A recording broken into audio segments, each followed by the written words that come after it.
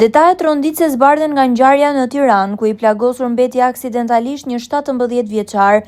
4 të rinj ndodheshin në banesën e 19 vjeçarit, dhe mësohet se ata ishin duke konsumuar alkool dhe një moment 19 vjeçari ka marrë pistoletën për t'ia treguar shokëve dhe dyshohet se pa ditur që në të kishte fishek, ja ka drejtuar në kokë shokut të tij 17 vjeçar.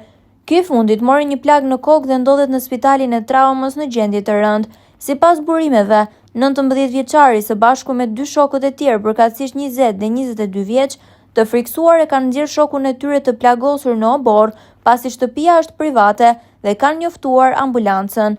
Fillimisht ata kanë pohuar se kanë dëgjuar një të shtën arme dhe shoku i tyre është plagosur në obor, por teksa janë marrë sërish në pyetje, kanë treguar se ishin duke pirë alkool në banesë dhe ngjarja ka ndodhur aksidentalisht, teksa 19 vjeçari po u tregonte pistoletën.